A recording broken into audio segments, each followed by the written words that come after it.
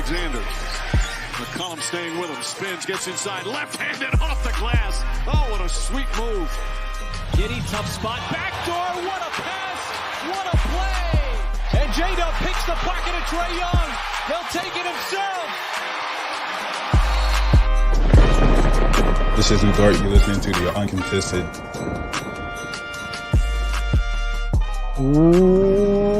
What is up, and welcome to the Uncontested Podcast, coming to you live Sunday, January 7th.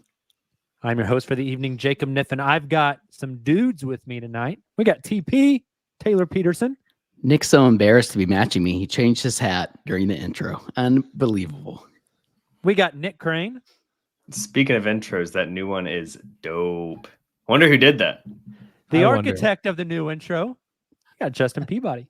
Hello, everybody. We are brought to you by the Blue Wire Podcast Network. If you have not yet, make sure to subscribe to us wherever you download your podcasts at. Drop a 5-star rating. Write a little review if you would. That'd mean a ton to us. Shout out to everybody in the live stream tonight. Thank you guys so much for joining. Do us a huge favor. Click that like button. Help out the algorithm. Subscribe if you have not to the YouTube channel yet. The subs are through the freaking roof. We appreciate you all. Thank you so much. I also want to give a big shout out to the fans who filled out our survey last week. Way more people took time to fill that out than I thought. So shout out to you guys. Very much appreciative. We will send out some stickers to a few people who did fill that out. Once we get some new stickers in, Justin just placed an order for some dope new stickers. We will tweet those out when we get them. So keep your eyes peeled for that. Follow us on Twitter, Facebook, Instagram, TikTok, and of course, like we just mentioned, YouTube. Hit that like button as you join the stream. It just helps more people catch the show. Helps us be more visible to other NBA fans. Would mean the world to us. Gentlemen, it feels like it's been forever since I've been on a podcast with all three of you. It's been a minute. The holidays, man. Yeah. How long has it been? We had our first group podcast post-holidays on Wednesday. When's our last Sunday show then? That's a great question. We didn't do one last week because it was New Year's Eve. I went solo. Yep. The Sunday before that was Christmas Eve. Yep. We didn't do one then. So it's been 3 weeks. Yeah. Wow. It's good to be back. Happy 2024, everybody. Wish we had a better week to talk about. No kidding. Bad week of Thunder basketball. It's an election year. I mean, just what the hell are we going to do with ourselves? A lot of content. Let's talk about the week that was in Oklahoma City. Because it started off pretty damn good, Justin. This is true. A win against the Boston Celtics. I was in attendance at that game. Felt like a playoff game. Sounded like a playoff game on TV. The vibes were strong. Tons of Celtics fans in the arena. A lot of Celtics fans getting a little turnt in the arena, paying $8 a beer. A lot of Celtics fans talking a lot of trash in the arena. And then exiting the arena midway through the third quarter when the ass whooping began. Send him home sad. You had one right behind you, did you not, Jacob? I did. Pretty incredible. He was obnoxious. Is that how much a beer is at Paycom? Is it $8? Oh, I was going to say $8 sounds like a good deal, actually. It does. That's insane to me. That's a great deal. Ridiculous. When the World Series, their World Series beers, which nothing special besides the fact that it was the World Series, for a draft. Anyone want to guess? Miller Lite. $17. I was going to say 14. $17. Ayo. That's insane. Yeah. That's not even worth it. I get pissed off when I have to pay $5 for a Coke Zero there. Coke would have been like, $10. Did they have an all-you-can-drink soda package at Paycom? Oh, dude. No, because if Okay. they did, I would work that son of a bitch. At American Airlines in Dallas for Stars, and they may do Mavs games too. I'm not sure. I've done it for Stars. You buy this like cup. I haven't done this in a couple years. Maybe they don't anymore. But you buy this cup. I think it's like $9, and it's unlimited refills. That's Nice. crazy. That's incredible. Yeah. That's a Now great they do deal. have refillable popcorn, but just for that visit, How do they I'm cook- know? I'm cooking. Well, how are you going to bring the How do they popcorn know? bucket back in? What do you mean? Don't mind me, ma'am. This is just my dirty. Would they popcorn take bucket. it from you? It's not metal. It's not dangerous. True. That could be your purse, Jacob. True. They don't let you bring in purses anymore either. Oh, well. I'm trying to there cook is up. the- It's too big for the size of the purse they allow. Someone I needs to have test learned this. something this season. They allow you to bring in diaper bags full of everything.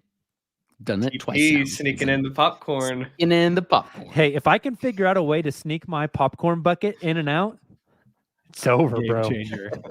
By the end of Jacob, the I'll season, give you the diaper bag.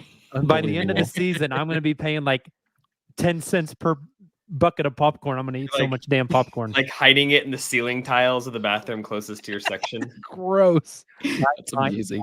I don't know. I got to figure something out. Sometimes there's people that just leave their popcorn bucket like laying there and leave in the third quarter. And I've questioned like Free popcorn, baby. No. how sanitary and ethical it is to take that popcorn bucket, No. dump it out, and go get free popcorn. No Not- to both of those Not questions. sanitary or ethical or any of the above. Ew.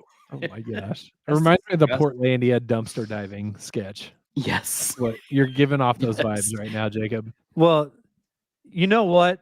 Public education doesn't pay very much, folks. I got to make do where I can. Oh man. All right. You're not a after the teacher Thunder- anymore, though. I'm still in public ed. It still pays bad. After the Thunder beat the Boston Celtics, they had a second night of a back-to-back, also known as a Sega Baba. Shout out JD. Went down to Atlanta. Got in at 4 a.m. Got their shit pushed in. I don't know how else to say it. Like, it was bad. It was bad. They did make a push in the fourth quarter. Got a great look at the buzzer to force overtime. Missed it. Deserved to lose the game. Like, quite frankly. Came back 2 days later. So it was third game in 4 nights. About to say third night in 4 games. Third game in 4 nights. Went to a bad Brooklyn team and got down by 32. Yikes. Again, made a push.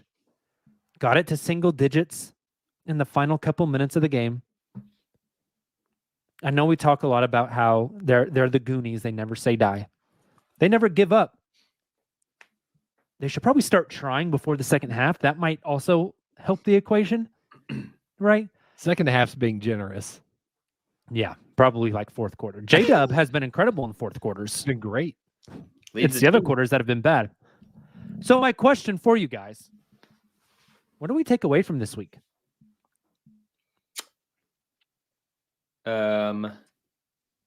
As good as this team is, they're going to have really rough patches, just like every team. Remember the Boston Celtics got beat by 50 by the Oklahoma City Thunder? Yep.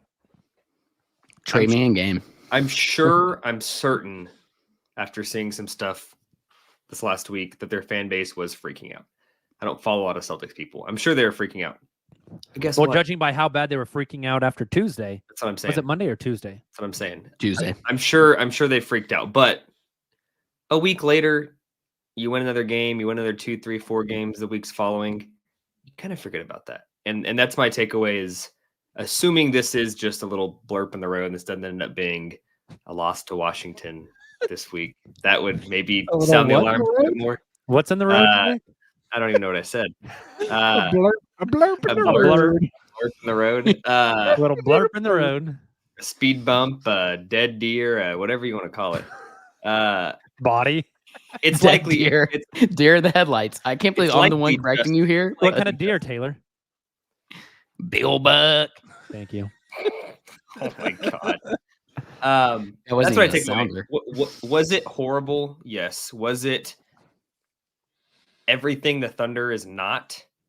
Careless turnovers, not playing good defense, not giving it like all the things that embody like this Thunder culture the reason they've won more games than they should have the last, 18 to 24 months, it was the complete opposite. And I don't anticipate that changes. Those cultural things, the effort, the stuff that they hang their hat on, before I start saying phrases that don't exist again.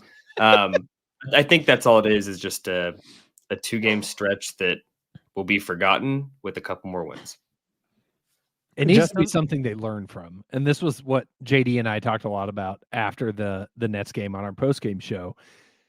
These games are fine, provided they serve as a learning opportunity for this team, which I think they will. I think history has shown us this team adapts well.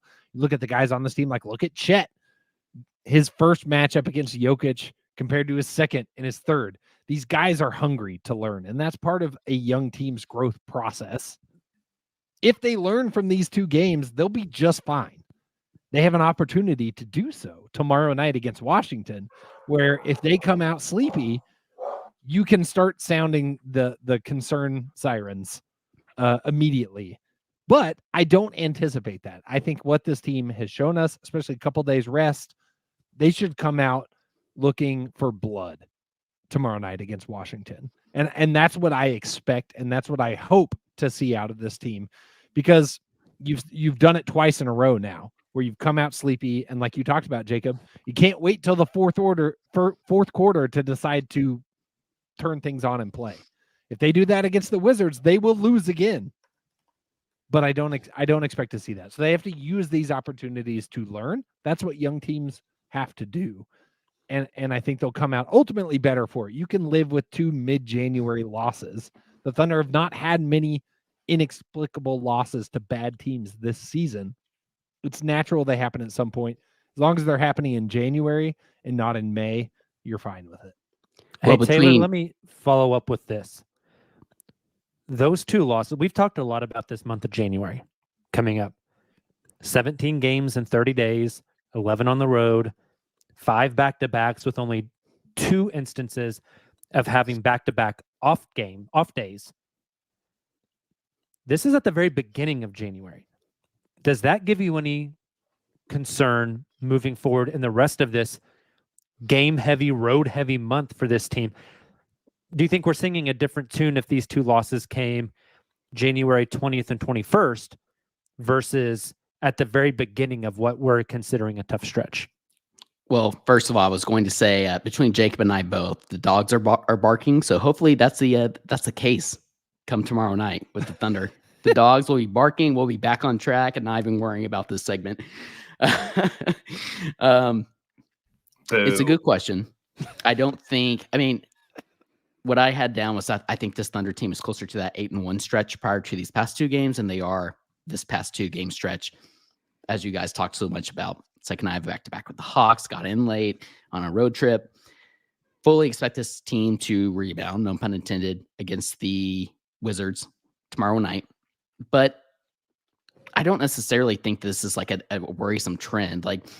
Yes, we had a lot of home games in December, but we talked about them beating the Denver Nuggets. What was it? Was it the Nuggets twice, the Timberwolves once, and the Celtics once, I believe, in a 2-week span? Even if some of those games were at home. That's still an incredibly tough stretch, incredibly tough games for this Thunder team to be playing and to be responding to in a pretty short period of time, right? And so I don't think moving forward in this tough stretch of January, that this should be like a trend that we're concerned about. I think it's more so just like that recent stretch that I just mentioned, kind of catching up to these guys. When you're traveling to the East Coast, different time frames, all the above, not your home, all the above. I don't think this is a concern moving forward. I fully expect this team to rebound moving forward, beginning tomorrow night.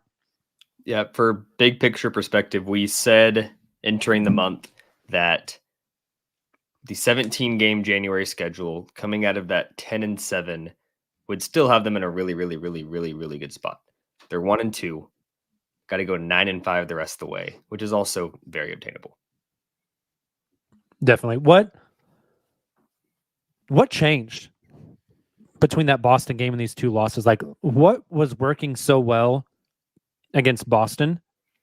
And then what has gone so bad against Atlanta and Brooklyn? So go ahead, Justin.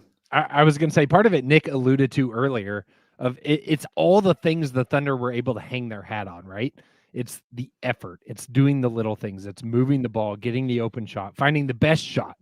It's communicating like nobody's business on defense. All those things that they've kind of been known for, of like the team that does the little stuff, to where they're not the most talented team. They're a very talented team. They are not the most talented. They are not the most athletic. They are not the smartest. But when you do a lot of little things well, you can be an extremely good basketball team without being the best at anything. And that's what the Thunder are and have been this season. Against Atlanta and Brooklyn, they did basically none of those. They were not hustling and over communicating on defense. They were getting beaten on screens. They were not being aggressive at all on the boards.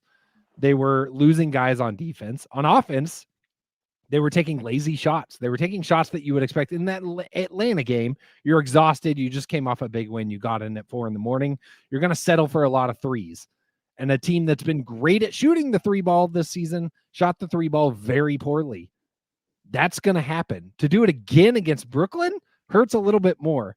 They didn't shoot horrendously, but they didn't take the quality of shots that they've done so much this season, where you're just so often left in awe watching this team on offense, watching them move the ball around and kick it 5, 6, 7 times to find the right shot. That hasn't been happening the last couple games.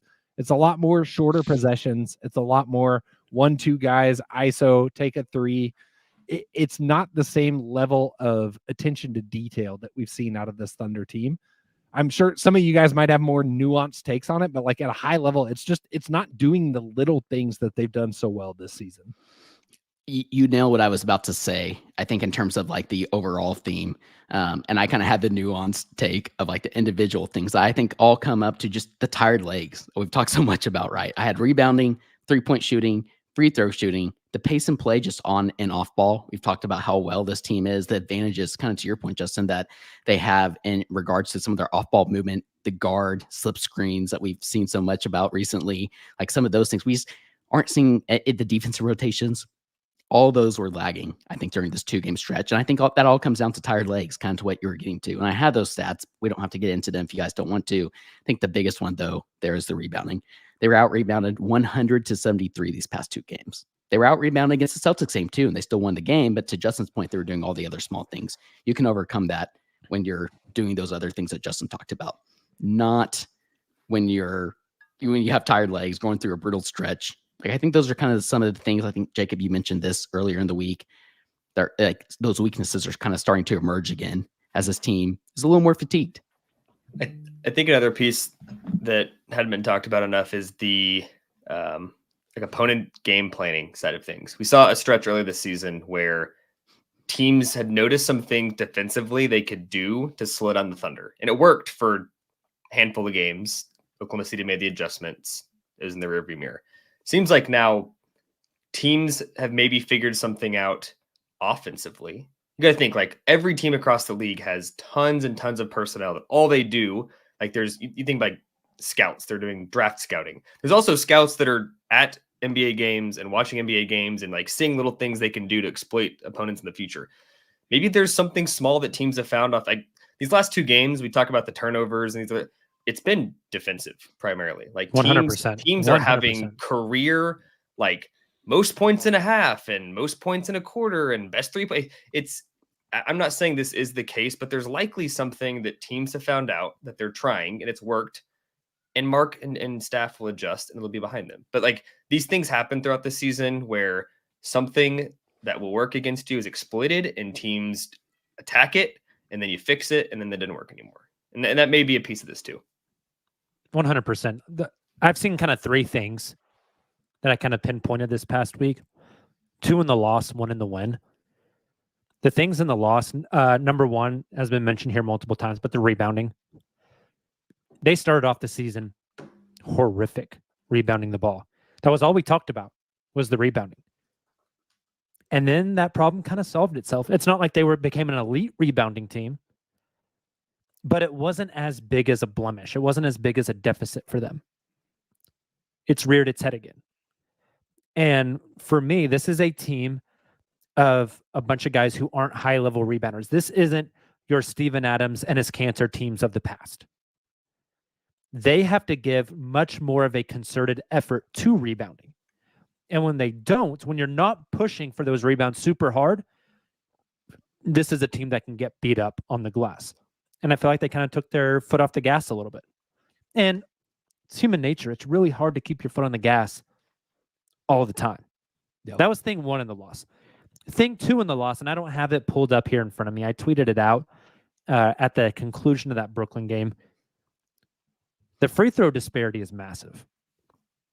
And I think that goes to a few things, especially the Atlanta and the Brooklyn game.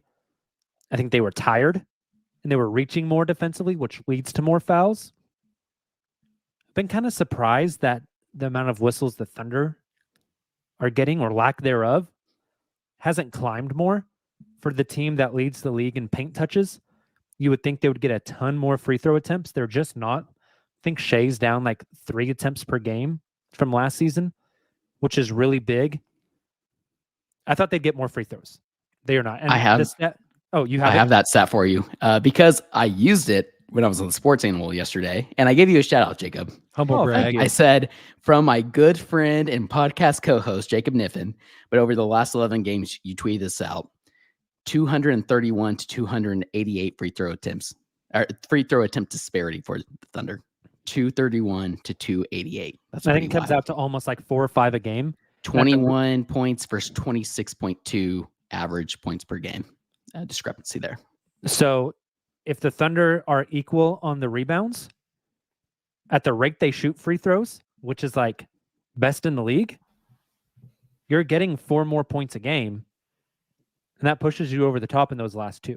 That's if you make them. This team's been really struggling from the line too. That's another thing though. Right. Is they're not getting as many opportunities. Their opponents are getting to the line more, and the Thunder aren't capitalizing. Shea particularly has struggled. The thing in the win that I noticed that I think is interesting, and I'm curious on your guys' thoughts on, is it replicable? I think Taylor and Nick had a big back and forth about it online, maybe. Boston's goal defensively, 100% in that game, was make Josh Giddey beat you. They put Kristaps Porzingis on him. They wanted a wing who could get up under Chet, prevent him from those pick and pop threes, and make Giddey the open man and clog the paint on Shea. Giddey made him pay. Giddey had like 24 that night. He was splashing. 4 of 8 from 3. 2 straight games of being 50% from 3. Actually, 2 straight games with 4 made 3-point attempts. Yeah, it was a great night for Giddey. Can that continue to happen? Like, is Giddey good enough to the point where teams eventually going to have to abandon the strategy because he's going to score 20 plus a night and really make them pay? Where's the give and take here? I think that's to me, that's like a huge, like, stylistic question moving forward, because putting the center on Giddey is something we have seen for over a month now. Yeah, I mean, I think it's important to note that defensive strategy of let Josh Giddey beat you cannot work all game long. A couple reasons. One, he's not in the game all the time. Mm-hmm. 2, the best shot makers, Shai Gilgeous-Alexander being one of them, is going to get his shots straight up. I don't care if you double him. They are doubling him a lot. Even if you go in and holistically your game plan is let Josh shoot as much as he wants, the reality is Shai's still going to get 20, 25 shots every single time. Like, when's the last time you saw a team game plan against Shai and he didn't get his shots? Yeah.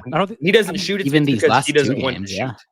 Yeah, the goal, he doesn't want to shoot. The goal is to limit Shai's shots. I think also, though, is clog the paint to where his shots are lower efficiency shots. But then the second part of that is, you just mentioned, I don't know if it was you, Taylor, Justin, someone mentioned like this Thunder team is their offense is simple, and it's take the best shot, move the ball, and when the best shot appears, you take it. And frankly, in that Celtics game, and even games in the past when Josh has gotten flamed on social media for missing some bunnies, like, they're good shots mostly. And as much as people want to shit talk Josh Giddey, if you want to give him easy looks, and that's the best shot, I think this team's fine with it. Not at the scale of 40 shots a game, but that's never going to happen. But if for a 5-minute stretch, if you want to let Josh take easy shots, I think that's okay. So as the Josh Giddey hater on this podcast, as I've become this season, I'm actually going to piggyback off what Nick is saying. It's not just Josh who's adjusting to how teams have been defending him. It's been Mark and the coaching staff as well. What I've noticed is, and what we've talked a little bit about here over the past week, I know we haven't been on a group podcast recently, but getting him an off-ball movement, setting off-ball screens for him, getting him cutting and moving off-ball, even having him come up as a screener in a pick-and-roll action with other guards has been huge, I think, adjusting into some of these ways that the opposing teams are guarding Josh. I think that's really helped him kind of get more comfortable and then more advantage. It puts him more in an advantage to create for teammates and also to get to his spots. So I think the coaching staff has a big play in that as well. But I also agree, teams are going to target that in a 7-game series, right, in the playoffs. Something that does need to be addressed for sure. A guy that's shooting 37% from 3, not that it's sustainable, but if it is, thanks. If it is, that'd be great. Yeah. Let's take our first break of the night. On the other side, we're going to play a new game that I've cooked up in the lab for you guys. We will be right back.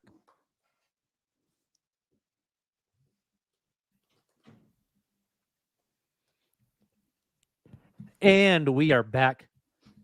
Gentlemen, in preparing for tonight's show, I was thinking, what's something kind of fresh we could do? And I had this idea. So, self-admittedly, I am not like a huge Marvel fanboy. Okay? But you are a fan of cooking things in the lab. I'm still trying to figure out that analogy. Pre-break. Lots of meth. Lots of, yeah. I'm thinking about all the things you can cook in a lab. We got some Breaking Bad going on over here. Not a huge Marvel. Marvel's fine. Just not like one of these diehard guys. I haven't watched all the Marvel shows on Disney Plus. But I've been made aware that one of the shows on Disney Plus is like a what if series. We're like, what if this happened? Or what if Marvel? Yeah. What if Captain America could always use Thor's hammer? Type of situation. So I thought I would give you guys some what if scenarios for the Thunder that may happen in the future that you need to respond to and tell us how the team would adjust. Sound good? Sounds great. I have one for each of you. Oh boy. Who wants to go first? Oh, I thought you had it planned out. Like I have one of these for each of you. Oh, no, they're not specified for each of you. You guys have maybe seen them. But who wants the first one? You know I'm bad with rules, so give it to somebody else. Justin, you're up, smiling. Okay, fine. Give it to me. Yes, sir.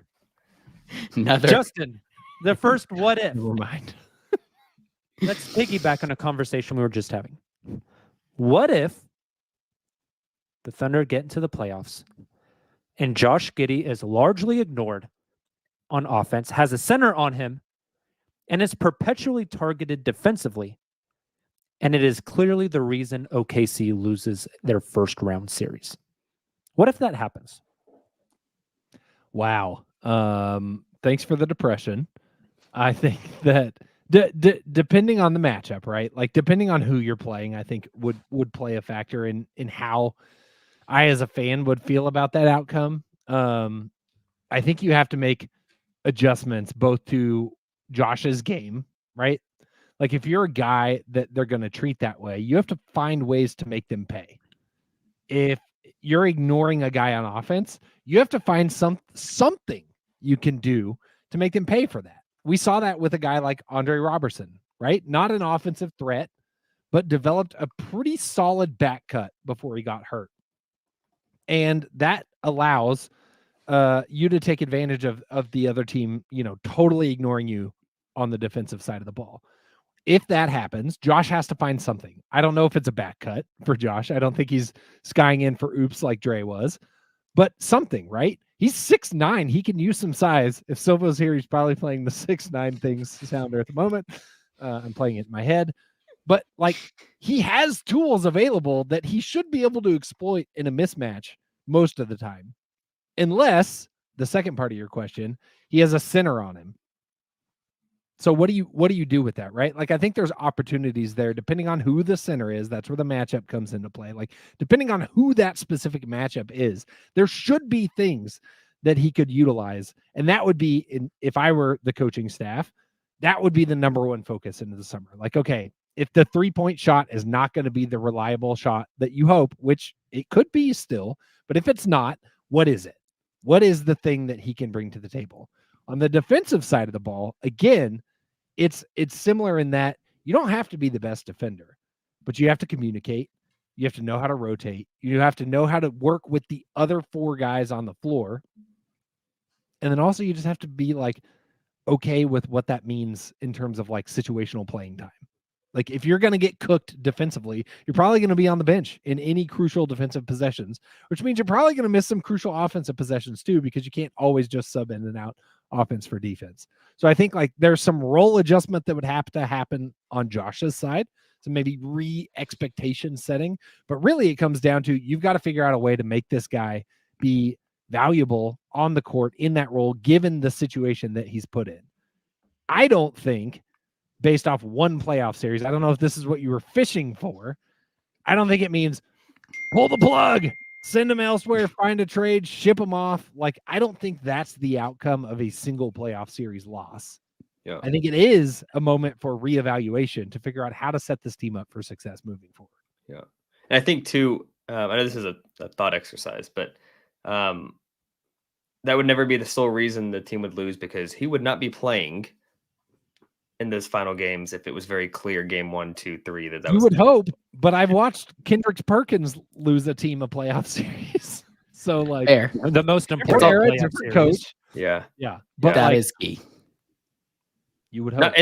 Not to divert us, just like a real quick aside. I thought about this today. When Thunder trade discourse is happening on Twitter, and I'm seeing a lot of the traits that fans want for this trade target. It's like 6'9" or taller. Doesn't have to be a great 3-point shooter, but a clip that's respectable enough that people have to guard it, and a good rebounder for his position, and doesn't have to be a great passer, but a connector. And as I think about it, I'm like, Nick, can I guess? maybe if they played guess this Josh player? Giddey like a real 4 and not as a 1-2 guard on the perimeter, and he had a little more dog in him and went and got some because he's actually a good rebounder for his position and for how often that he's in the position to be getting a rebound. I'm just wondering, like, in that situation of the playoffs, like, what if he's not the lead guard that has the ball in his hands? Like, what if they actually played him as a 4? Like a connecting 4 that when he did have the ball at the high post or in the short corner, he could make things happen, but he wasn't bringing the ball. There's a lot of things I think this team could do in this situation of center guarding him, and it's not working. We talked about like the bad offensive process in that Nets game, Justin. One of the first plays of the game was Shea with the ball on the right wing. Josh comes and sets a screen for him. Shea comes off the screen. Josh rolls to the basket, and Shea hits him with a little slip pass in between the 2 defenders that went for a layup. If you have Josh screen more and be like a short roll kind of guy, you want to talk about someone who could tear apart a defense. Yeah. He has touch in like the shorter part of the mid range. Like his little floater is halfway respectable. He can finish strong. His offensive game eventually evolves into, like, people are going to hate me for saying this name, into Draymond Green. Draymond Green. You flash him to the high post. It's not, to your point, Nick, he can finish there in the mid range, obviously, but also the playmaking, to Jacob's point. When you have so much off ball movement like the Thunder do, those backdoor cutters, like, the possibilities there are limitless. I think that's how you beat some of these defenses. Yeah. But to Nick's other point, if you're in a 7-game playoff series or 4-game, 5-game playoff series, I mean, we've seen early in the season, Daigneault not closing with Josh Giddey. It could be that simple as well. And here's one for Jacob. Denny Avdia, we all love. What if Nick's twin? What if Josh played that role that you want him to come in and play? And on the flip side, if you ask Denny to come in and play the Josh role, play the Josh role, he would struggle. Exactly. I want Denny to come in and play the 20 minutes at the bench role. And maybe that's what Josh needs to do. That's I know we're rabbit hole now on Josh, but like, were they both pick number 6? Mm-hmm. Was Denny 6 or 7? Was he 6? I mean, that's a fair point. Like, okay, so Denny is better defensively, but he's not scoring as much for OKC. Maybe he's not even as good of a three-point shooter. 9. Okay. Yeah, it's interesting. It's all role based, and I think a lot of people would look at Josh very differently if he was playing a bit of a different role. Justin, you kind of mentioned it. You don't if Josh was the reason, like very clearly, you could pinpoint Josh is the reason they lost this playoff series in 6 games in round 1. Going into his 4th year, the summer of him being extension eligible, a lot of other decisions coming up. You're pretty adamant a move wouldn't happen? I don't think so. I don't know, unless, again, context is everything. Depending on what the playoff series was, if it's the NBA finals, right? Like, let's get weird. If he's the reason they lose the NBA finals, that's a totally different decision than if he's the reason the 2-seed Thunder lose to the 7-seed Rockets in 4 games in the first round. Coming up with right. I'm just like 2 extremes, right? Fanfic, two extremes. That's 2 fair. extremes, both fit the description you just gave. I think you have 2 completely different reactions to those scenarios. But with those 2 extremes, my counter argument, or maybe not even a counter argument, but just like trying to think like Presti does, which I will never be able to do, very obviously. But with either of those extremes, I don't think the goal in the offseason after losing either of the finals or a first round series against the Rockets would be, okay, it's time to trade Josh Giddey. It's going to be to improve that spot, improve that roster. And if that opportunity came across and it involved trading Josh Giddey, then it would happen. But I don't think the sole like goal there would be, okay, it's time to trade Josh Giddey. It would be, how do we upgrade, improve this roster? Is that in the draft? Is that looking for another player? What opportunities present themselves? And if that involves Josh Giddey, then so be it. I like it. Shout out to the people in the chat, by the way. You guys are killing it, cracking me up. Make sure to drop the like on the YouTube video. That way the algorithm takes off. So Sam Humphreys of the Sports Animal just mentioned Nick just described Markkanen. OKC can't keep getting out rebounded and win the playoffs. Feels like a good transition to one of the points I think that you have here, Jacob. Let's go to the next what if. And we'll give, since Taylor brought it up, we'll give this one to Taylor. Taylor, what if Sam Presti does decide to make the all-in trade for Markkanen at this trade deadline, which is most people who listen to this podcast in podcast form on Monday, which would be 1 month away to the day from the NBA trade deadline. What happens if deadline day comes, Taylor, and we get the Woj bomb? The Utah Jazz are trading Lauri Markkanen to Oklahoma City. What does that mean? What if that happens? What follows? So one, this current iteration of the Thunder, their ceiling raises pretty significantly, I would say. 2, the expectations raised with this team as well, way too soon, in my opinion. And I think it addresses a lot of needs for this current iteration of the Thunder team. Like, I mean, all that comes down to like the current iteration of this Thunder team. We're not just talking about the current iteration of this Thunder team. We're talking about long term. I understand that like Shea could get upset long term and maybe want to go home to Toronto, or maybe J-Dub feels like he's not, he can be the man. He wants to go somewhere else. Like, none of that we can predict. I totally understand that. We've been through almost said the JD. Shout out Silva, the KD, Harden, Russ era, right? I totally understand that. At the same time, I think it's a little short-sighted because I want the J-Dubs, I want the Chets, and even SGA, as good as he already is, to get those playoff reps. And I'm a little worried that adding a player like Lauri would take away from that. In the short term, they wouldn't quite reach the ultimate goal of an NBA championship in the short term. And then it hurts the team in the long term because those guys, it doesn't click. Those guys aren't getting the reps. People are upset about not getting, featured more in the offense, etc. So that would be my initial reaction. I think I would have if we did a post-game podcast, emergency podcast. Thunder have traded for Lauri Markkanen. Okay, we have all these other picks to be able to, kind of rebound from that, whatever it may be. But I'm just still not convinced that now is the time to make that sort of trade. Left everybody speechless. You said a lot. I'm trying to find something that wasn't already said in that whirlwind.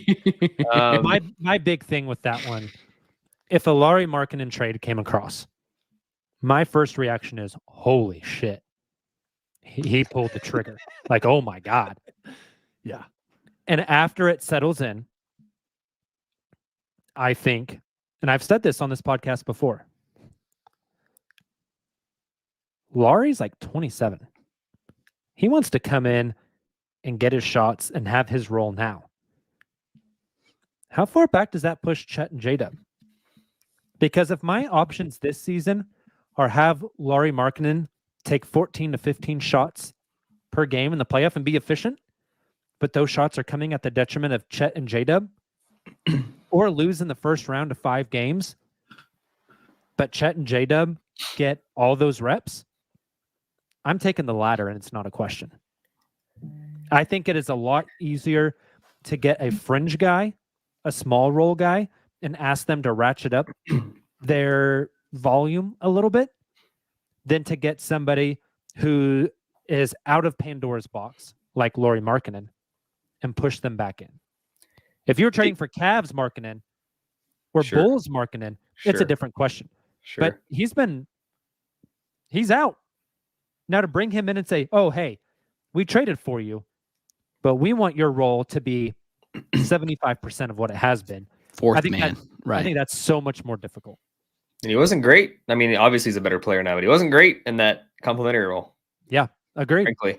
I think that's where the question goes for me is, if this happens, I think one, like you said, Jacob, like, wow, this says a lot about where the Thunder feel they are and where Sam Presti feels the team is. Like it declares a lot of things making this move.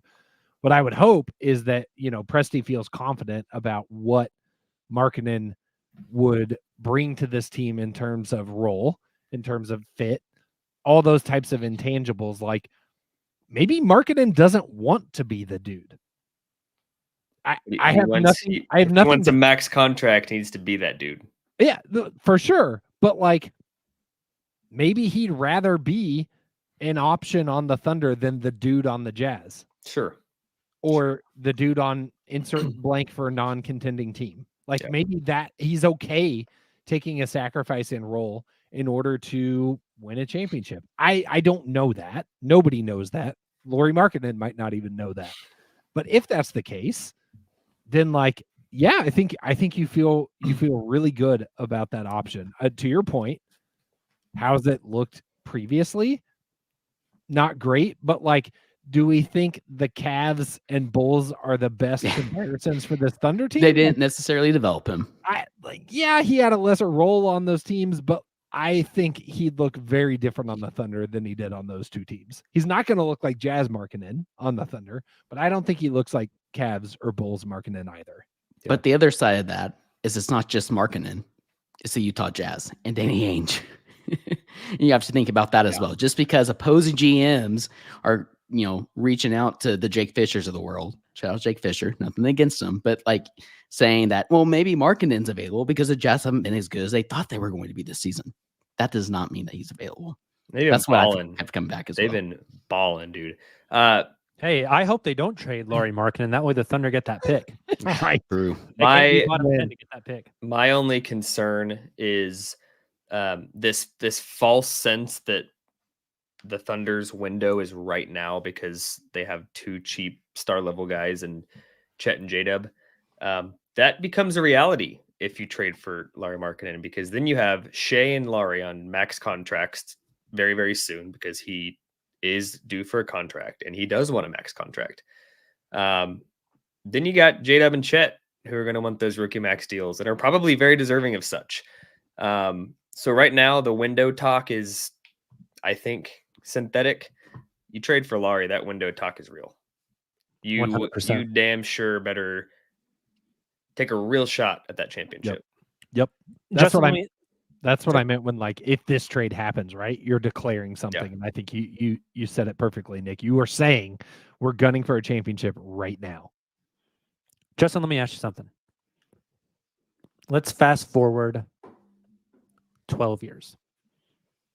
I was going to say, do you think we're still podcasting in 12 years? That's not my question for you. We might be dead. We might all be dead. Like this specific episode? Yeah, it's just a perpetual episode we never let go.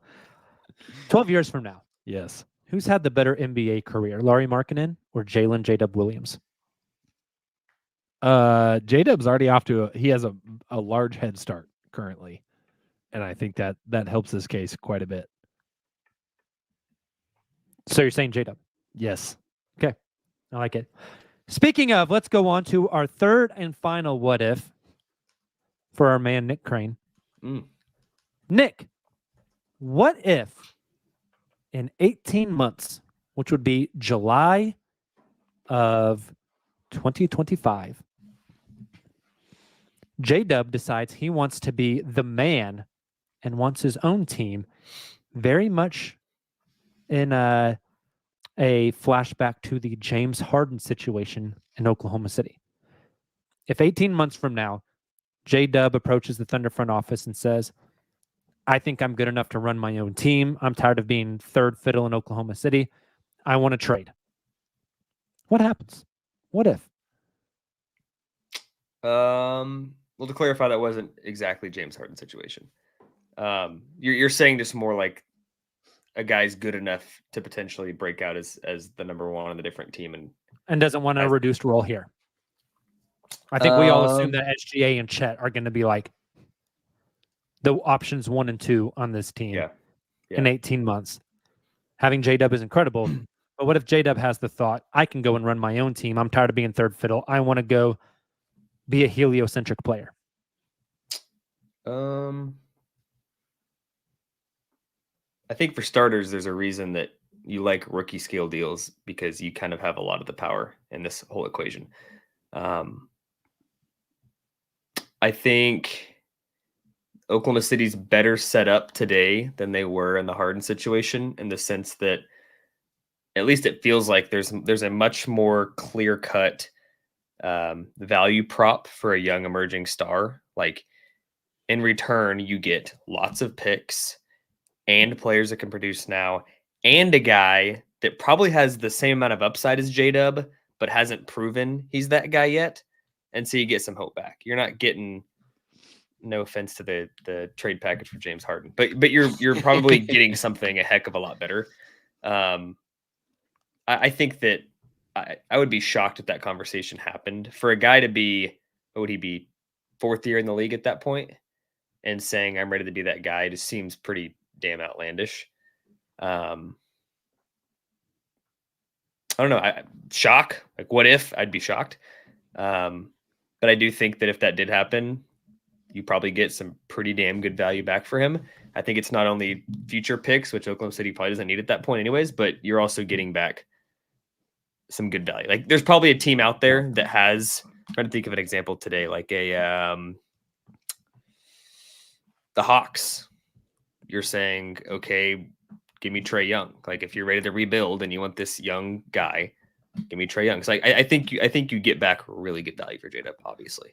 I was even thinking about OG, right? Like, he's got trades on expiring. They got win now play, or quote unquote young win now players to build around Scotty, being the Toronto Raptors. Like, maybe you get a package of those kind of players plus the picks.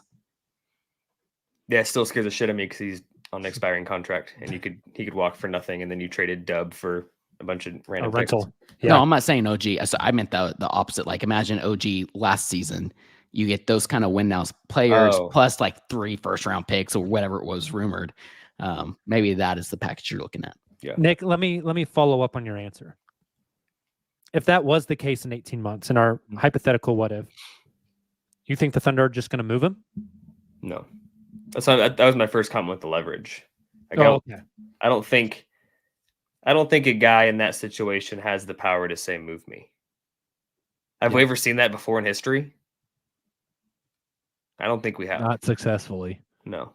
Kuminga might have got a starting role out of it, but I'm not saying like there's like a you better move me or I'm sitting. Like he comes and says, "Hey, I don't want to be here anymore. Can we work something out?" Type of situation. But you don't think with the Thunder having restricted free agent rights, being able to match anything, you think they just say, "Hey, you're in Oklahoma City, buddy." I think better learn Oklahoma City, buddy. I think that's the I think the conversation is you're in Oklahoma City, buddy. For now, we can start looking at options. You're gonna sign your rookie max extension here. You're sticking around for now. We can start looking at options, but it's not going to be like I'm sitting out or I'm not playing another game in a Thunder uniform. Like it doesn't have that kind of leverage. No, you don't have that. Like, you don't have that leverage when you're that tenured of a player. Yeah. I think the thing you touched on it, Nick, of like the Thunder are in a very different place than they were in the 1.0 iteration with Harden in terms of future assets. And they're not also playing them off the bench. Yeah, well, right. He's also not coming off the bench behind Thabo Sefolosha. But the position the Thunder put themselves in could not be more different. And I think it's kind of interesting since we're playing a what if game of like, I wonder how much of this is a reaction from Presti of that first iteration and trying to better set this team up for sustained success. I'm not an NFL guy. I don't really watch the NFL, but one of the big differences that you see with team construction in the NFL is a lot more reliance on those talented rookie scale guys. Yeah. If you rotate in those young talented players, to your point, Nick, you have all the leverage, then you're okay when they need to move on for a second contract. Like you see, it's such a difference compared to the NBA, which is so star centric. It feels like every team for the last 15 years has just been chasing the biggest names they can find to try to build a super team like LeBron did in Miami. But what you see in the NFL is get a star or two and then bring in a churn of rookie scale talented support pieces. The Thunder are equipped to do exactly that. I'm not saying right now whether J-Dub is star that you build around or young talented core that you rotate in and out.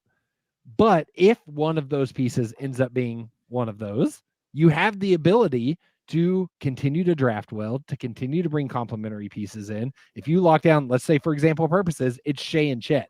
Those are the guys that you're hitching your wagon to. J-Dub moves on when he's done. You draft somebody else, bring them in. Ousmane Dieng, is finally 22 years old in 6 years or something like that. And he's a valuable piece. Like you continue to draft and find these pieces and bring them in. I think it's a different strategy than what we saw the Thunder have before that they're kind of uniquely suited for. I'm again not saying who's who and what pieces come in and out, but just thinking through like what the possibilities are. Everybody's asking the question now of like, how are the Thunder going to pay all these guys? Like they're not, but they're suited to not and to continue to refresh. They're also saving too right now, potentially. Yeah, that too. Right. Just now, kind of to piggyback on that point. For how many years now we've had what are the Thunder going to do with all the picks conversation? Right. Yeah, right? yeah. We've beat that conversation to freaking death. Are they going to trade them all for a star? Are they going to trade them to fill in roster holes? Are they going to trade 5 picks to move up 1 year to get to number 1? One thing that I don't think we've discussed enough that I think the evidence is pointing us to, past couple of picks trades they've made. Last summer, they traded a future pick that comes up in 2024 to Denver for a pick in 2029. With the Clippers James Harden trade, they traded a pick that's coming up soon to get a pick in like 2030. I wonder, like, are we not going to see the Thunder are trading 4 firsts to move from pick 15 to pick 2? Are we going to see the Thunder keep kicking the can down the road to have 2 first-round picks in the next 15 drafts. Until that next opportunity presents itself to move up. I think that's, or move up or trade that player. It's just kind of what Denver's doing with, we're just going to keep cycling another high quality first round pick in here that can contribute right away and can play. And then in 4 years, we do it again and again and again and again. That's a great comparison. It's not holding on until you trade up. Maybe they don't give a shit about trading up. Maybe they just want to have 2 picks infinite in every ammo draft for the next eternity. Right. You just keep, and that's kind of the winning formula for a small market like OKC. Only thing I know we need to move on, but simply, I think the personalities of Kevin Durant, Russell Westbrook, and James Harden are very different. And maybe this is extremely naive of me. I get it. It's the NBA. Anything can happen. RJ Barrett's on the Raptors. Him and Shea are close. Maybe he's able to convince Shea to, request a trade to Toronto here in 4 seasons, whatever it may be. But I think those 3 personalities, I think those 3 personalities are very different from the players that we're talking about on this iteration of the Thunder team. I'd be very surprised to see this happen in general. So the other, I guess the last thing I'd say, the flip side of the trades we talked about, if Dub asked out, what if it's actually a catalyzing trade? It's not like a give us all the picks and young players and filler. It's like, okay, we're trading J-Dub and 4 first rounders for superstar that's on the market right now. That's kind of what my thought was. If you have to trade J-Dub in 18 months, go get the guy that helps you win the title the next year. Right. Yeah. Right. It doesn't have to be a step back. It could actually be, damn, we really like this guy, wanted to be part of the core for a long time. But if he does one out, this is our golden ticket to, I don't know, who's a 26-year-old star now. Anthony Edwards, something like that. Something. Devin Booker finally says, I want out. Like, okay, here's J-Dub. Here's J-Dub and 3 first-round picks. Suns, you finally have some draft capital. You got a guy to build around now. He wants to be the number 1 guy. Hope it doesn't end up from Phoenix. Poole. Yeah, it's time capsule this pod. I don't like this conversation, but it does kind of make a lot of sense. I don't. I think I'd love to keep J-Dub at OKC. I think J-Dub's a freaking dog. Could be absolute dog. All right, let's take our next break. Well, actually, let's not take our next break of the night. First, Justin, let's do some predictions. Oh, buddy. Our weekly predictions. We have a little bit of a tightening in the standings, not a shakeup up top, but our updated standings, as you see now on screen for those in the stream. Taylor staying on top with 19 points. Barely. Nick in second with 18. Jacob with 17. Silva with 16. And myself with 11. What happened last week, you might ask? We were all terrible, much like the Thunder overall. I got the stat for you, for Justin. Yes. 5 of us predicting 3 games. That's 15 total. We got 2 right. Yikes. Oof. We went 2-13 last week, boys. 2-13. None of us got our money ball for the first time all season, which means we all like a funny ball. I don't like that. Which means we all lost points last week as a result. So that's what you get here. Next week, 4 games on the docket. So we have some new predictions to make, don't we, Jacob? First game on the docket Monday night at the Washington Wizards in DC on January 8th. They were just 2 days late. What is your guys' prediction against the Washington Wizards, who have won 6 games all season? I don't have the standings pulled up. I believe they're at 6 games. Nick mentioned, I think it was pre-pod, Nick mentioned that Jordan Poole has the worst plus-minus of any basketball player on planet Earth. Pretty bad.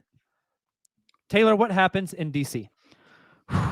So after going 0-3 last week, I'm a little nervous, but I am very confident after this recent 2-game stretch that this Thunder team will rebound. And I had the Wizards with a win. It's also my money ball for the week. Nick. Might surprise you. For the first time ever, I'm rolling out a week full of W's, not a single loss. Ooh, I like it. Way to spoil the rest of the segment, Nick. Jesus. I thought about that, Nick, but I didn't want to be the optimist. I had to get it out because that's just not me. I like it. That's fair. I also have this as a win and my money ball as well. This could be another one. I think 2 weeks ago, every single one of us had the December 31st game against the Nets as our money ball. This could be similar with that Wizards game. Nick, this wasn't your money ball tomorrow night? It was. Okay. So all three of you have win and the money ball. I am taking the win as well. Not my money ball, though. And JD also took it as his money ball win. The Thunder then on Wednesday night traveled down to South Beach to play the Miami Heat. Jimmy Butler's been in and out of the lineup. The Heat I should probably pull up standings. That might be a good plan for this segment. I don't know. Maybe talking about basketball teams, it'd be nice to know like how many games they've won. The Miami Heat are currently 20-15, tied for 7th in the Eastern Conference with the Indiana Pacers. Justin, what happens in South Beach on Wednesday? This one I think is the most likely loss of the week, but I'm still giving it a W on my end as well. I think, again, coming off the week they've just had, I think the Thunder are going to look rejuvenated. And as much as I think they're going to come out for blood against Washington, I think it's going to be even more so against the Heat. This team loves to play with a chip on their shoulder, and I hope after the Hawks and Nets games they have that chip, and you're going to need it to go up against Jimmy Butler and the Heat. Nick already said W for Miami. I think he just doesn't want to talk right now. Taylor, what happens in South Beach? I think it's an L because it's on the back end of a road trip. So I'm going with the loss. To make Bam look like a little boy. I love it, Connor. Say it, Nick. Say it. Say it, Nick. Say it, Nick. Say the line. You've adopted it now. You've said it 100 times more than I have. You say it. But it's your line. I don't even know how to say it anymore. I did it once. Say it. I don't have it. I don't have it boy. in me. Oh my, this guy. Boo. Everyone in the comments, boo this man. You do it, JD. Let's hear it. JD took the W on Wednesday night versus the Heat. I will also take the win. Then they fly home for a Sega Baba back in OKC against the Portland Trail Blazers. Nick has the W because he doesn't want to talk in this segment. He won't even say the damn line. Taylor, what happens Thursday night in Oklahoma City? I think if the Thunder get an L, like I predict against the Heat, that they will end up getting the W against the Blazers. Blazers aren't good. They'll be back home too. So, Justin, what do you got? You know, Taylor, they always say the first home game after a road trip is really like the last game of the road trip. But regardless, the Thunder are going to get a win. Shout out Scoot. He's been hooping lately, but not going to be enough. JD also has the win on Thursday night. I am taking my Thunder money ball, baby. Thursday night against the Portland Trail Blazers as the Thunder return home. Last game of the week, Saturday, in our first match, it's at home, our first matchup of Chet versus Paulo.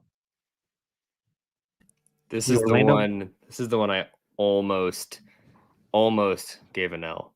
More nervous about that game than Miami in terms of my week going sideways with the wins and losses.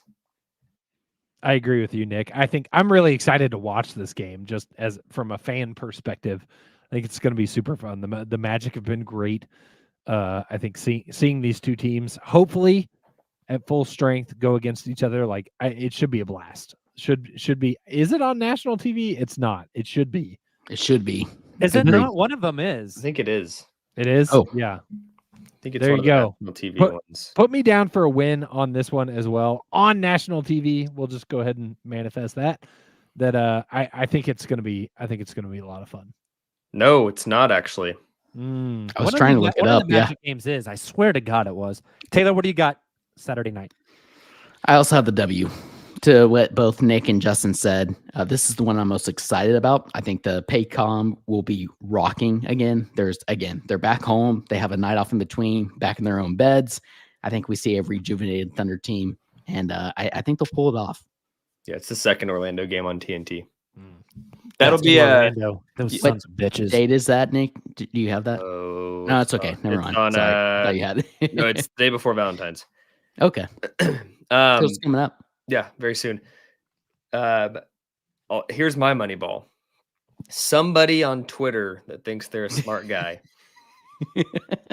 will have you haven't narrowed Twitter down so far, Nick. We'll have a genius tweet about how that's just an opportunity for Sam Presti to talk trades for Wendell Carter Jr.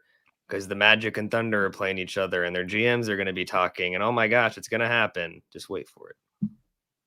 I just can't wait for that to be the discourse. It's going to be Taylor. Taylor's going to be the one to tweet it. Yeah, that's right. Sources tell Taylor. JD took the L Saturday night.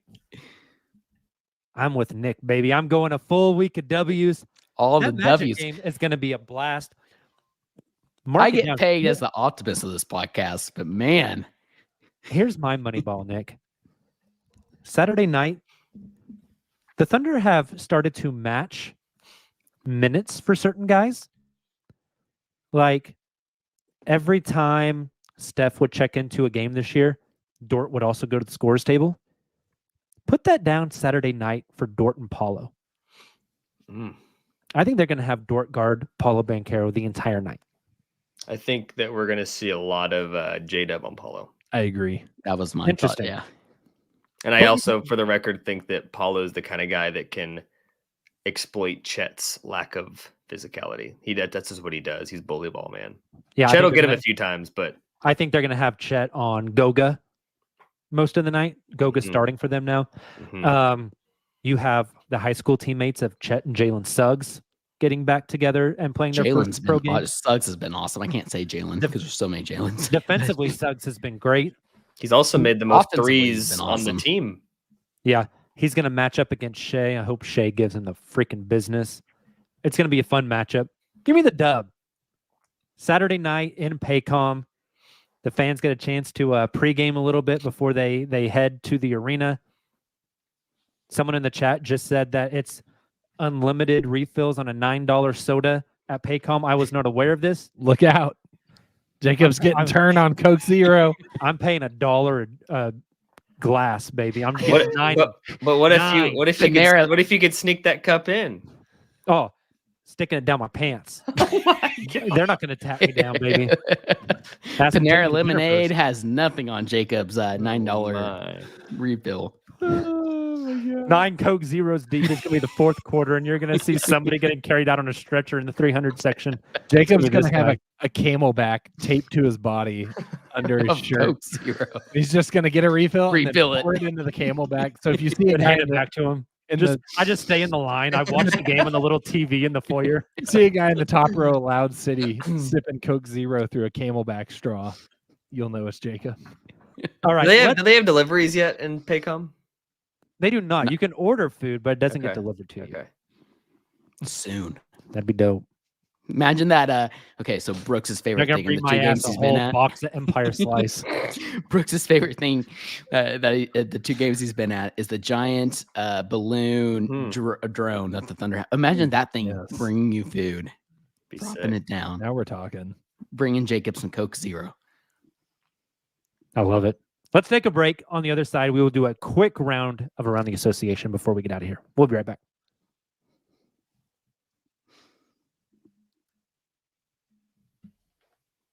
And we are back. JD isn't on the show tonight, but JD, here's where you would play the Around the Association sounder. Don't do it. Kidding. Thank you, JD. Appreciate that. And our feedback form that we sent out to the fans, somebody said that we should do some updates periodically on our bets. And I thought that was a wonderful idea. So that is what we are doing for Around the Association. We're going to look at our league-wide bets and talk about how we feel about those bets now about 35, 36-ish games into the season. The first bet that we had that was league-wide, JD said that a major publication will rank Porzingis over Jaylen Brown in their top 100 players in the NBA. How do you guys think this one's going so far? Very well. Yeah. I think. Porzingis is freaking good. He's been great. I was a proponent of the Thunder trying to trade for him. Yeah, remember when it was the talk of the town was Kemba Walker flipping him for Porzingis in Dallas, and it was going to be Kemba and Luka, and never worked out. But people hated that idea, and now I wanted them to go get him from Washington last year instead of Boston. I didn't know he would cost that much, but yeah, Chet and Porzingis would be freaking disgusting. Mm-hmm. It would be so good. Yeah, I think this one's aging well so far. I think so. Great. Yeah. All right, next one. We had another bet. This one was from Kalmiar that said Paul George will be fully healthy and the Clippers will be rolling come playoff time. Not looking too bad right now. Yeah. The fact that he's healthy now makes me think this will not come true.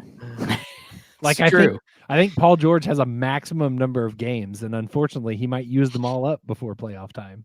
Yeah.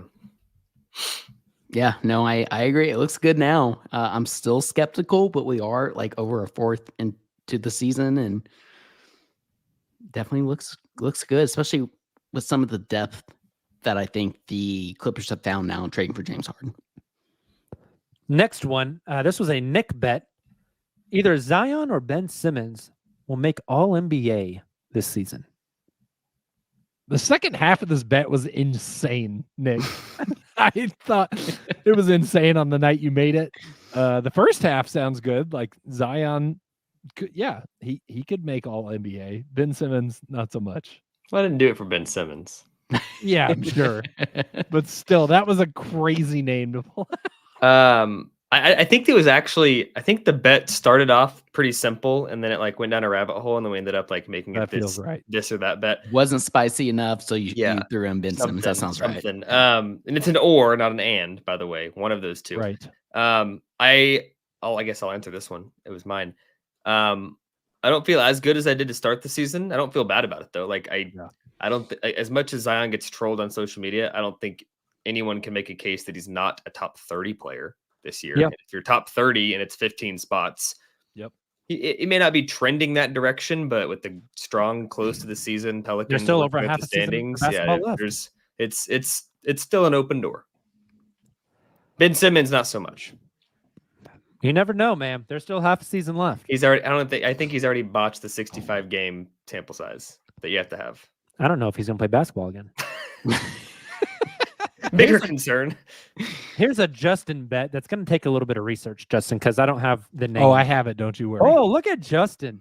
Boom. Justin said none of the preseason top 5 MVP candidates will win the MVP. Those top 5 candidates were I've got them pulled up too. Jokic, Giannis, Luka, Tatum, and Embiid. Say it one more time. Jokic, Giannis, Luka, Tatum, and Embiid. Who would you put it as your top 5 now? Shea for Tatum. Shea. I think this is my dream scenario and why I wanted to revisit this bet is, can you imagine when I win this bet and it's because Shea wins MVP? Going to be the best bet payoff in uncontested history. Might be. That is fair. Do you know what the payoff was for this one? Because I do not. I have the one written down that I put in my proposal. I don't remember if that's what we landed on for this one, but it was to recreate Jimmy Butler's media day photo. Is what I think. I'm pretty sure we did. I think Silva took you up on that. I think it was. I think it was Silva. I'm pulling it up now. We will have an answer momentarily. So essentially, like barring that is the payout. Barring somebody going nuclear the second half of the season, if Shea doesn't win MVP, basically you're recreating that photo. Probably yes. Okay. Mm-hmm. Well, probably. I can't wait to see My Chemical Justin. It's gonna be Shea. He already has the piercing, the ear pierce. Oh my today. God. So. There's no ear piercings. I'll start lies. The last one was a bet that I made that said Memphis is either a play-in team or misses the playoffs altogether. Looking fantastic. I'm feeling pretty damn good about this one, boys. Fantastic. They are playing better. They are obviously playing a lot better. They are up to 13th. They're 13-23. 6 of their last 4. They are currently 4.5 games out of the 10th spot, which would be 4.5. Oh. which would catch them up to Golden State. They are currently behind the Utah Jazz and the Los Angeles Lakers, who are at 12 and 11. I'm not counting them out. I am not either. I think Sure there's in a order chance for you them lose. to jump and get past play-in, and I said play-in or out of the playoffs. Mhm. In order for them to get to sixth, That's not sixth happening. place is Dallas at 22 and 15. No. Memphis is at 13 and 23. So I'm feeling good that I'm going to win Agreed. this one. Wait, Agreed. I thought the bet was they won't make play-in or... No, they'll be either a play-in or not make the Or playoffs. play-in or worse. I said they will Yeah. be play-in or worse. Oh, then yeah, that's a great bet. I thought it was they will I think they still have a chance. to make Oh, you're- playoffs. Yes. They're We're making competing. meth jokes about me. They've earlier. struggled. Wait, so if they make the play-in and actually advance, do you lose? No, they have to be top 6. We very clearly Okay. define this. So We that's did. On the that's like. So how many games under 500 are they right now? How many games under 500? 10, 13, and 23? They would basically have. I mean, they'd probably have to be at least 5 to 10 games over 500. You're talking going. They've played 36 games. So they have how many left? 42? No. No. I'm horrible. at Three math. of How many two, games have they last played? five. How many games have they played? Like Yeah, 48. There's if- like 48 games left. Yeah. 46. They're The guy currently- that made they're the I was 13 and told there'd 23. be no There math we go. sounder. They need to go. Yeah, how many games under 500 are they? You said 10. 10. 13 and 23. They probably need to go like 40 and. I mean, I'm sorry. 30 30, and 16? 35 and 11 or something. That's not happening. The bet payoff on this one is great, by the way. Anyone know who took me up on this bet? Probably I me. don't remember. I don't It starts with remember K and ends with Lur. Oh no. We're breaking up. Time to end the podcast. there's Technical two difficulties. There's 2 options on this PDF of payout. I came up with both of them. The first one was Memphis themed, and it was a good barbecue dinner. I like that one. The second one was Jaw themed, and you have to flash a gun on social media. Oh my! I don't think that one's gonna happen. I'd like to combine the two. Just to flash a gun at a barbecue dinner. I'm at Vans On social Pig media. Stand, just I strapped think up. we should add to Free the barbecue barbecue dinner. since Avatar is getting more popular as the live action comes out in February. Taylor's Mainly got amongst us. to go. I guess, or Jacob has to go to the barbecue joint with the arrow with blue Sharpie on their head. Wow. There is no renegotiating bets that are set in place. I can't wait to be eating a nice I think that's why I Brisket. took it. and was like- cornbread Yeah. while Taylor is getting fired from his job because he's on Instagram Live waving around a gun. With the guac. Dude, barbecue's not cheap either. Jacob might run up a bill on you, Taylor. Hey, Yes, he will. we might have to Beef go ribs to all Dallas for around. some Terry Blacks. Yeah. Oh. Get you a beef rib. Terry We'll Black. have Nick and Justin meet us down there. Hey, I've got Can Taylor pay for a us top too? 5 barbecue restaurants in OKC of 2023 list. So Is it your list or somebody no. else's list? Sorry, I just it's like a somebody Taylor who does just this. scribbled it out in his phone. What is the cheapest barbecue restaurant in OKC? That's my number one. Come to Dallas and go to Dickie's. It's like fast food It's like- barbecue. It's like Oh my Rudy's here at God. OKC.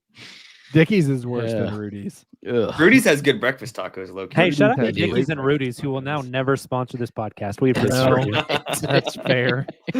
I think that's going to do it for the show, gentlemen. Chat, thank you guys so much for always coming in, hanging out, trolling. Thank everybody for booing Nick as well. I appreciate that.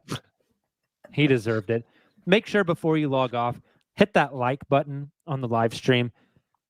Just that way more people see our podcast. We get more viewers. More people can be revealed to the truth. We would appreciate that. If there's a podcast version of this, thank you so much. Make sure to drop that 5-star rating. Write a little note in the comments section. Would mean a lot to us. Follow us on social media. We will be back tomorrow night as the Thunder take on the Washington Wizards. Who's got the post game tomorrow? Good That's question. a great sign. Somebody will be on the post game tomorrow night, Hopefully. win or lose. Me. Nick It's will be on the Nick. post game tomorrow, win or lose. So you have that to look forward to. Hopefully they get back on track. We will see loaded week for the Thunder. We will be there with you every step of the way. The Monday podcast, we got the weekly show on Wednesday. We'll have a post-game Thursday. No post-game Saturday, as we will bring up the Orlando game on the Sunday stream. So make sure to tune in next Sunday at 9 p.m. as well. Again, thank you so much for tuning in. Happy 2024. We will talk to you in about 24 hours, speaking of 2024. Until then, as always, Thunder up.